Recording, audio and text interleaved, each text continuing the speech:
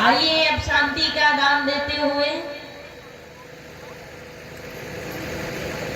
कथा की तरफ आगे बढ़ा जाए। कथा में शांति का बहुत महत्व है, बहुत। क्योंकि एक बार एक संत कथा कर रहे थे।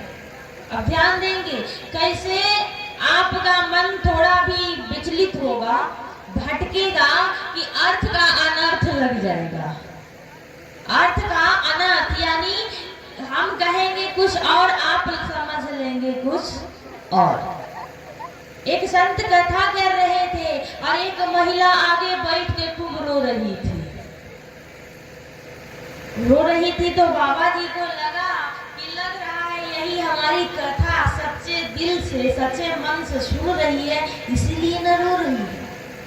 बाबा जी एक दिन देखे, 2 दिन देखे, 3 दिन देखे, 7 दिन की कथा थी। बाबा देखते गए। जिस दिन विदाई थी 7वें दिन बाबा मंच से उतरे तो उस महिला को बुलाए, कहा बहन आप हमारी कथा बहुत अच्छे ढंग से सुन रही थी,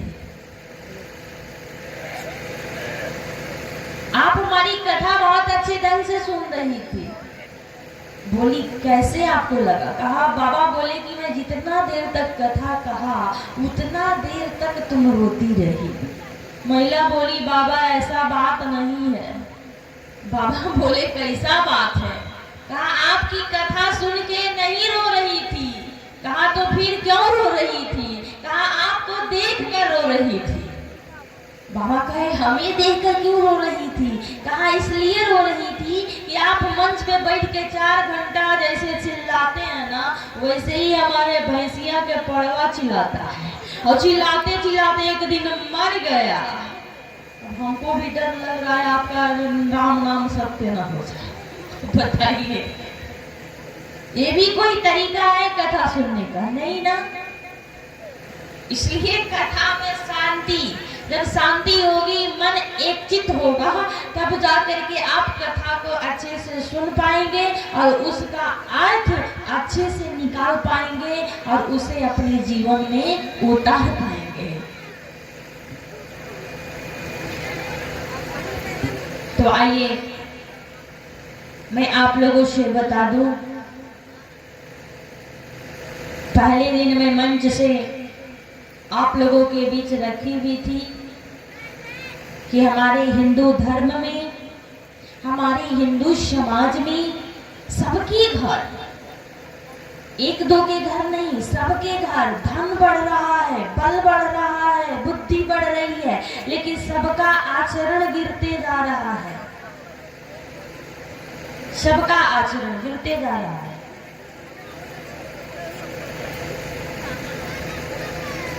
यदि आपको अपने परिवार में शांति चाहिए तो रामचरितमानस को उठाइए और रामचरितमानस में उठाकर देखिए तो मानस के एक पात्र सारे के सारे त्यागी थे, सारे के सारे बलिदान करते थे, समर्पण करते थे।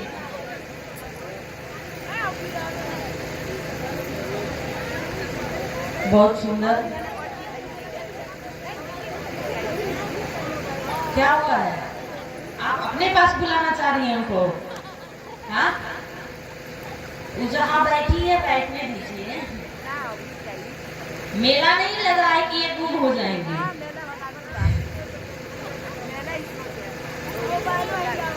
अच्छा नहीं कोई बात नहीं, वो दूर बैठी है, मोबाइल के पास नहीं है। सही है।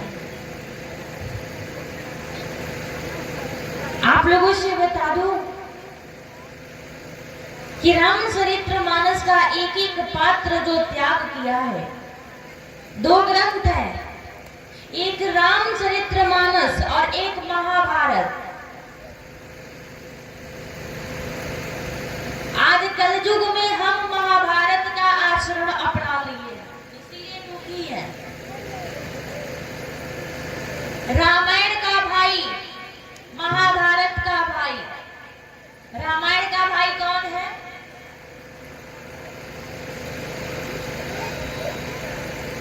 रामायण के भाई राम और भरत अयोध्या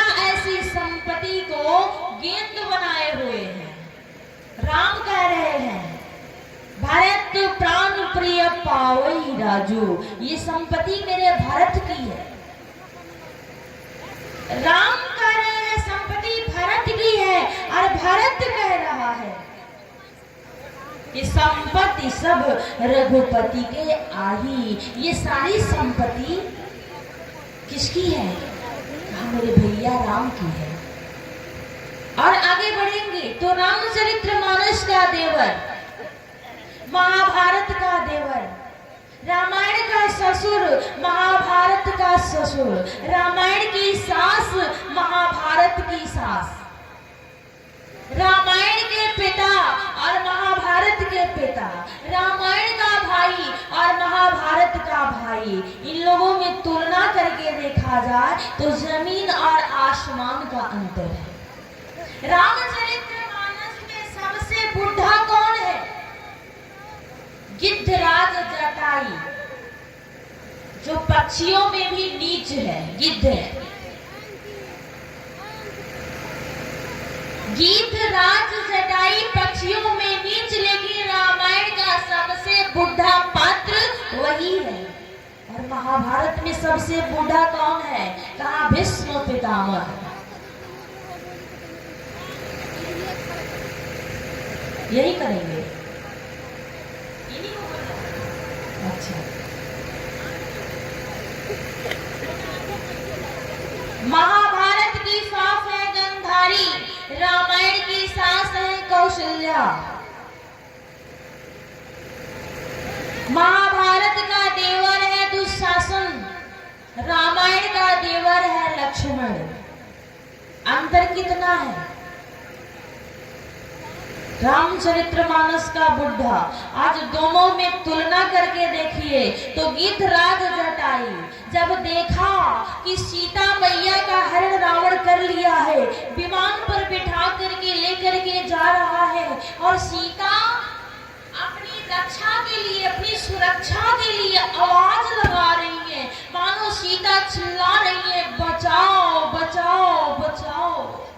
गुज उठी जटायु के कानों में ये शब्द, और जटायु चिल्लाया, जो ही देखे सीता मैया को पहचान गए, और सीता को देख करके जटायु रावण से भिड़ गए कि सिया के रोवत देखी आकाश में, कि सिया के रोवत देखी आकाश में, आखी के आगे न पाप सहैले, रावण गिद्ध में का क्षमता, पर पाख वो चोचन से लड़ी गईले।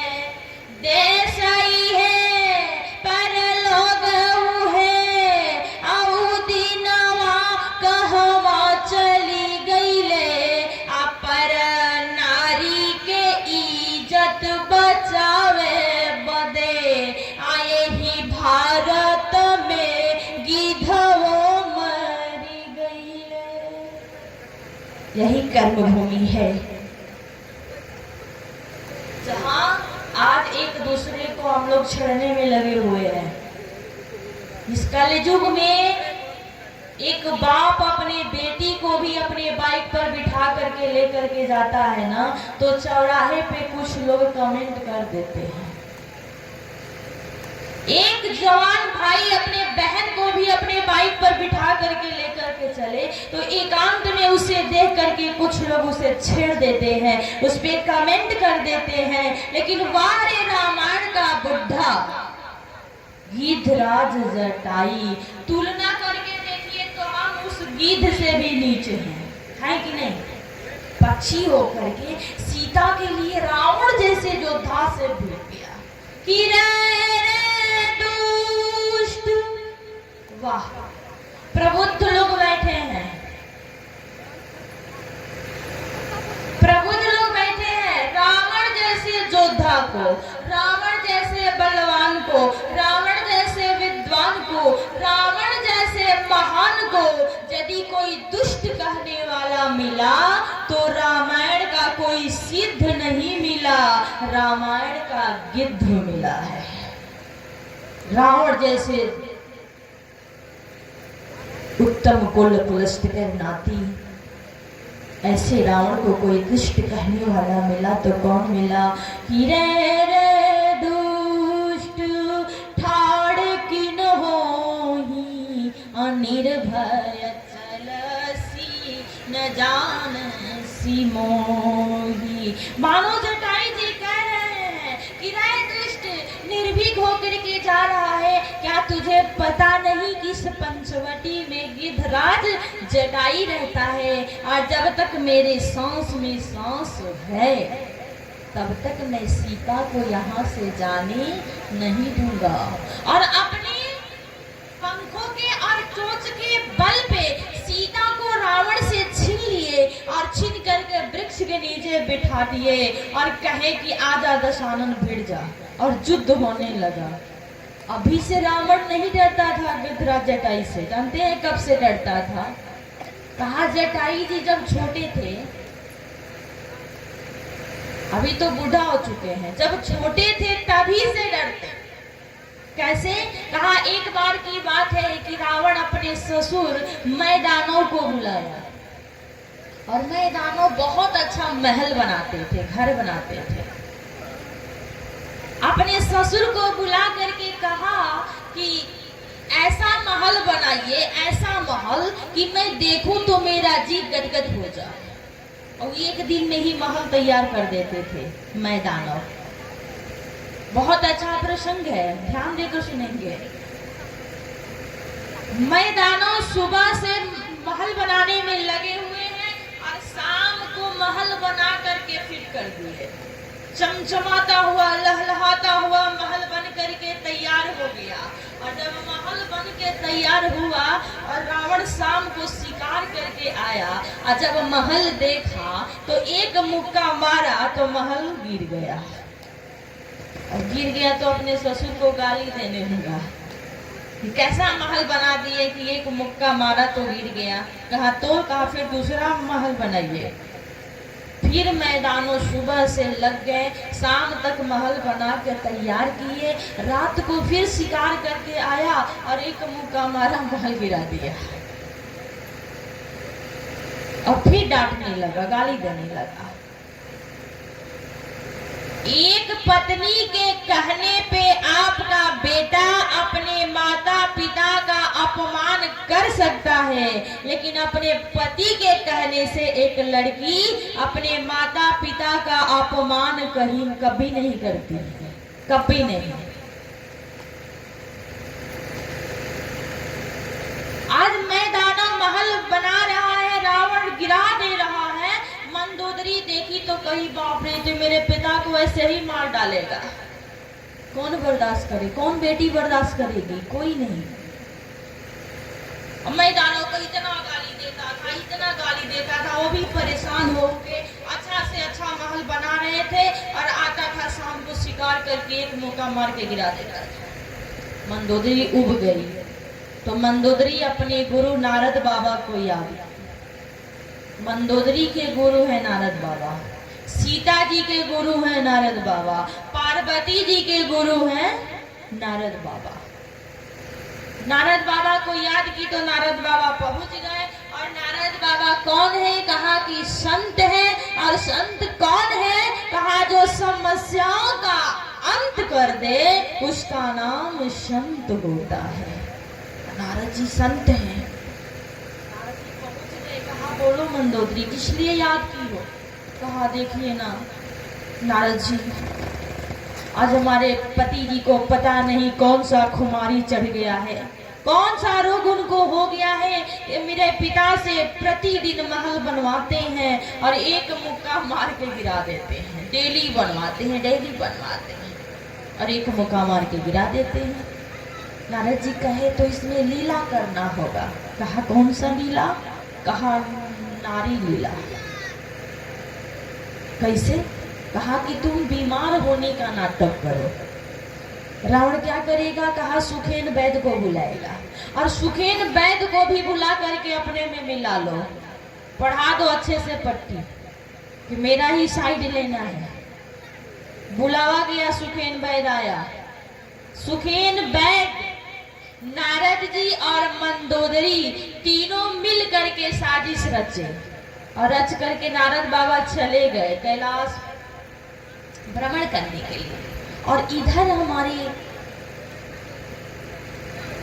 सुखेन वैद्य जी आकर के अपने रूम में आराम करने लगे, विश्राम करने लगे। और मंदोदरी अपने कमरे में जा करके चिल्ला चिल्ला करके रोने लगी, खूब जोर जोर से।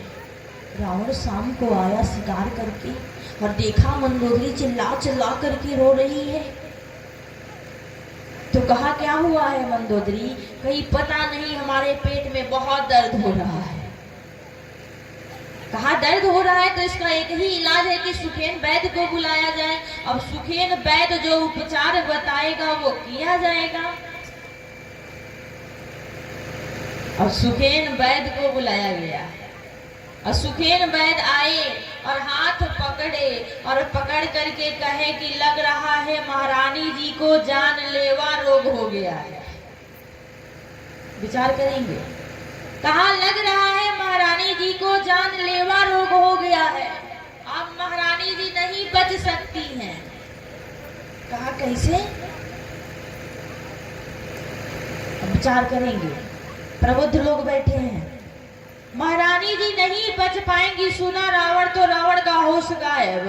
अब रावण लगा रोने और कहा सुखेन वैद्य ऐसा बीमारी अगर हो ही गया है तो कोई तो इलाज होगा ना? कहा हाँ इलाज है। कहा क्या?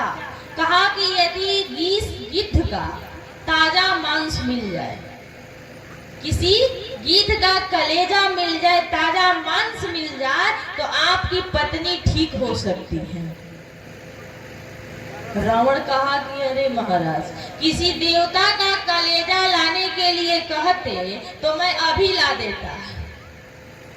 रावण क्या बोला कि किसी देवता का कलेजा लाने के लिए बोलते तो मैं अभी मार करके कलेजा ला देता। कलेजा भी मांगे तो गिद्ध का। इधर तो सुखेन हंस रहा है मन ही मन की महाराज पहले गिद्ध का कलेजा लाइए तब देवता का कलेजा लाइएगा।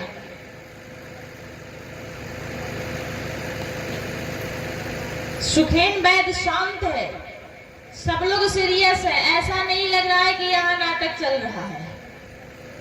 और ये प्रसंग रामचरितमानस में नहीं है, ये अन्य ग्रंथ से ली गई है, इसलिए ध्यान देकर सुनेंगे। मंदोदरी लेटी है, आह माई आह दादा कर रही है और इधर रावण रथ पे बैठा और गिद्ध का कलेजा लेने के लिए जंगल में चला। जब आया ना पंचवटी में तो गिद्धराज जटाई छोटे थे और बैठे थे और गिद्धराज जटाई बैठे थे तो रावण तलवार निकाला और कहा ऐ गिद्ध मरने के लिए तैयार हो जाओ।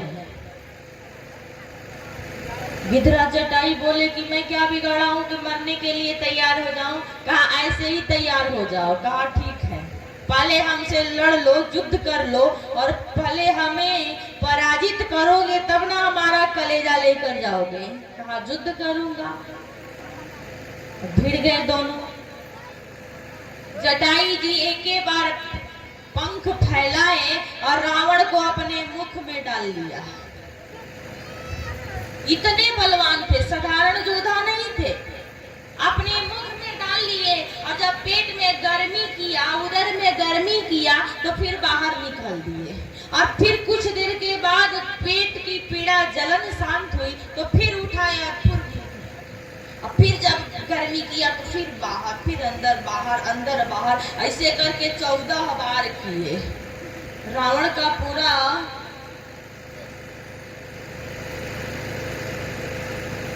चेहरा डाउन हो गया। रावण अब सोच रहा है बाप रे कैसे गिद्ध से पाला पड़ गया है।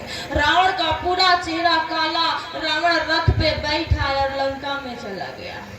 और लंका में गया, सुखेन वैद्य उठ करके बोला महाराज बोलिए गिद्ध का कलेजा मिला कि कोई इलाज किया जाए, महारानी जी सीरियस हैं। रावण कुछ बोल ही नहीं रहा है। जब रावण नहीं बोला तब मंदोदरी उठ करके बोली कि एक गिद्ध नहीं मार पाए, एक गिद्ध का कलेजा नहीं ला पाए और हमारे पिता से रोज महल बनवाते हैं, रोज गिराते हैं, रोज बनवाते हैं, रोज गिराते हैं, ये कौन सा विधान है? रावण समझ गया कि मेरे साथ साजिश हो रही थी। रावण शांत हो गया, अपने काम में चला गया। और इधर विचार करेंगे, रावण को याद आ गया, अरे ये तो वही है जो छोटा था तो हमको अपने पेट में रखा था, अब तो काफी बूढ़ा हो चुका है। रावण से और जटायु से युद्ध। उस युद्ध में जटायु जी के साथ रावण छल कर दिया। विचार करेंगे, छल कैसा छल किया। जटायु जी से पूछा कि ऐ जटायु बता, तेरा प्राण कहाँ बसता है। तो कोई भी पंछी का प्राण उसके पंखों में ही बसता है, पंख में ही, क्योंकि पंख को काट दिया जाए वो असहाय हो जाएगा, उड़ नहीं पाएगा। और गिद्धराज जटायु राम भक्त है, झूठ नहीं बोल सकते, इसलिए कह दिए, रे दशानन मेरा प्राण तो मेरे पंख में बसता है, लेकिन तू बता कि तेरा प्राण कहाँ बसता है। रावण झूठ बोल दिया। यही तो अंतर है रावण में और गिद्धराज जटायु में। पक्षी होकर के भी सच बोल दिया कि मेरा प्राण मेरे पंख में बसता है, लेकिन तू बता रावण तेरा कहाँ बसता है। तो रावण कह दिया कि हमारा प्राण हमारे पैर के अंगूठे में बसता है, जबकि उसका प्राण उसके नाभि कुंड में बसता था। लेकिन कहा कि पैर में बताऊंगा, और जब जटायु पैर पे प्रहार करेगा तो इसके पंखों को काट दूंगा। इतना बड़ा छल किया जटायु जी महाराज। सोचे कि अब रावण के अंगूठा पे वार करें। जो ही अंगूठा पे वार किए, रावण तलवार निकाला और दोनों पंखों को काट दिया। पंखों को काट करके छोड़ा नहीं, काटते काटते जटायु को मांस का लोथड़ा बना दिया। भैया आज हमारे भारत वर्ष से गिद्ध लुप्त हो गए हैं। गिद्ध, इसमें कितने लोग गिद्ध देखे हैं? तू कहाँ से देख ले वाला? 4 साल का है, देखिए हाथ उठा दिया पहले ही। आजकल दिख ही नहीं रहा है, तुम कहाँ से देखे हो? लेकिन जो पीछे हमारे बुजुर्ग लोग बैठे हैं, कुछ महिलाएं हैं जो देखी होंगी गिद्ध। आप देखी हैं? हाँ, बहुत लोग देखते हैं गिद्ध। देखिए हमारे यहाँ कहा जाता है कि जिसके घर पे पहले गिद्ध आकर बैठ जाता था, वो लोग अपना घर छोड़ देते थे। जिसके घर पे गिद्ध बैठ जाता था, लोग अपना घर छोड़ देते थे। तो हमारे भारत से गिद्ध लुप्त हो गए। सारे संत बैठ करके इस पे चर्चा किए, आखिर बात क्या है कि हमारे भारत वर्ष को गिद्ध छोड़ करके चला गया। तो यही निर्णय लिया गया कि आजकल हमारे भारत में मानव ही गिद्ध हो गए हैं। नहीं हो गए हैं? बताइए गिद्ध क्या खाता है? मांस खाता है, वो भी ताजा मांस। गिद्ध क्या खाता है? मांस। और आज गिद्ध के लिए कोई मांस छोड़ रहा है? हाँ? आज किसी के घर बारात में बाबा जी बैठे हैं, किसी के घर बारात में या तिलक में मीट और मछली की व्यवस्था हो जाए तो बुलाने वालों की संख्या, मतलब हम कार्ड 50 को देंगे तो 500 लोग आ जाएंगे। का पहले के लोग कहते थे कि का हाल भोजन के कहीं, आगे घी न पाछे दही। और आजकल दुइये चीज चल रहा है, मीट न तो फीस, बस दो ही।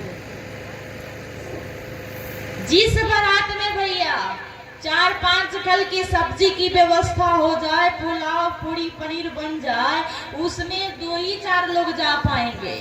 लेकिन जिसमें कुटिया की व्यवस्था कर दी जाए उसमें हजारों लोग जाते हैं। इधर जो सब्जी बना है तरह तरह का, खिलाने वाला कहेगा बाबू 1-2 सब्जी और ले लीजिए, पूरी ले लीजिए, पनीर ले लीजिए, मशरूम ले लीजिए। खाने वाला कहेगा नहीं चाहिए। और उधर गिन करके बना है कि 2 पीस से ज्यादा नहीं देना है, फिर भी लोग उसी पे भिड़े हैं। संतों ने कहा कि जिस दिन से हमारे भारत में मांसाहार करने लगे। गिद्ध इस देश को छोड़ करके भाग गए, क्योंकि इंसान ही गिद्ध बन गया है। तो फिर गिद्ध क्या करेगा यहाँ रह करके? गिद्धराज जटाई सीता मैया के लिए रावण के अंगूठा पे, पैर के अंगूठे पे प्रहार किए, निकाल करके पंखों को काट दिया। काट करके जटाई को टोकी टोकी करने मांस का लोथड़ा बना दिया। खून से लथपथ जटाई अपने जाने में तो मार दिया था, लेकिन मारने वाले से बचाने वाले का हाथ बहुत लंबा होता है। जटाई को तो मार दिया था, लेकिन भगवान की कृपा से जटाई की सांसें चल रही थी। ले जाकर के झाड़ी में फेंक दिया और सीता को लेकर के चला गया। जब राम लक्ष्मण सीता को ढूंढते ढूंढते वहां आए और जटाई को देखे ना, तो जटाई को देख करके लक्ष्मण जी नहीं पहचान पाए कि ये जटाई है, लेकिन भगवान की आंखें भक्त को पहचानने में विलंब नहीं करती। तत्काल भगवान राम पहचान गए, ये तो मेरे काका जटाई हैं। जटाई को देख करके प्रभु श्री राम रोने लगे। जटाई को गोद में उठा लिया और गोद में उठा करके भगवान राम कह रहे हैं कि पूछे रघुराई बोला बोला जटाई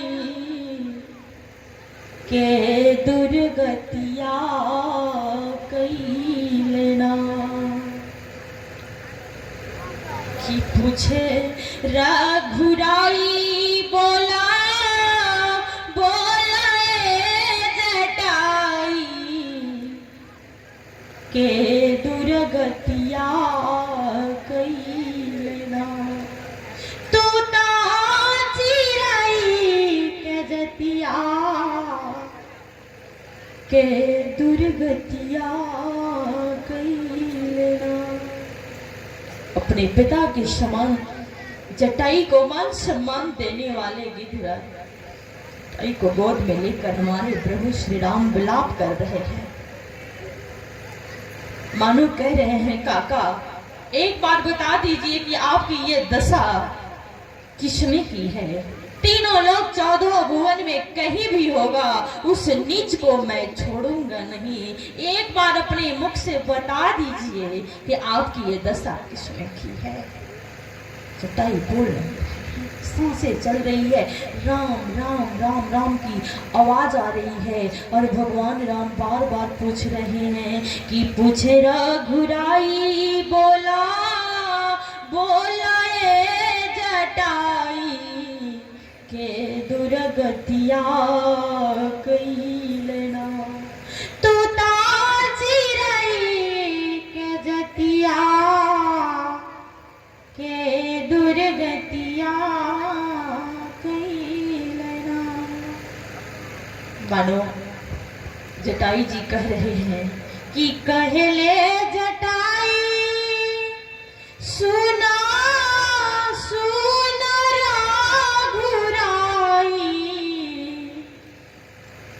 रावण दुर्गतिया कैलना। कि हम तो चिराई के जतिया दुर्गतिया कैलना। हम तो चिराई के जतिया दुर्गतिया कैलना। भगवान जटाई को अपनी गोद में ले लिया। जटाई को गोद में लेकर के राम अपने हाथों से जटाई के शरीर को सहला रहे हैं, मानो जटाई के पीड़ा को राम हर रहे हैं। राम सहलाते सहलाते जटाई से कहे, काका एक बात बोलो। कहा बोलो बेटा। कहा काका मैं अपने पिता दशरथ जी के दिए हुए वचनों का उल्लंघन कर दूंगा। वाह। जटाई बोले किस लिए राम?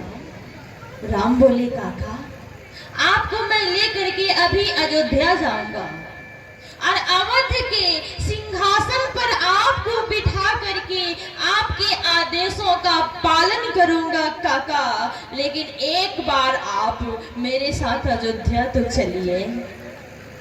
जटाई यहाँ पे हंसे हैं और हंस करके कहे राम मुझे लेकर के कहीं नहीं जाओ। कहा क्यों?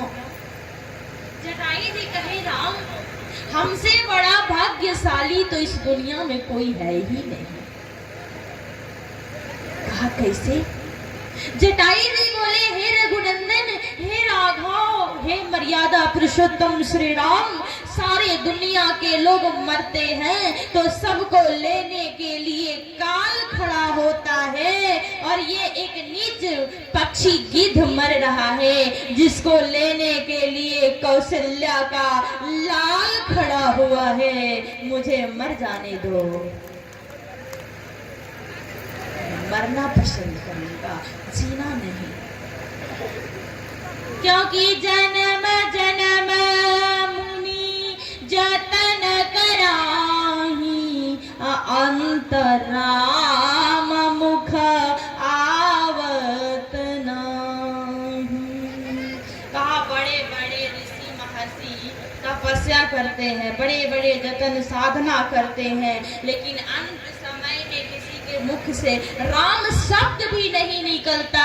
और इस गिद्ध को लेने के लिए तो राम खड़ा है, मुझे जाने दो राम, मेरा रास्ता न रोको।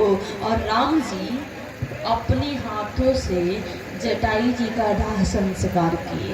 यानी जो सुख दशरथ जी को नहीं मिला वो सुख राम से जटाई को मिला है, क्योंकि भगवान राम उनका कदर किए, उनको पुत्र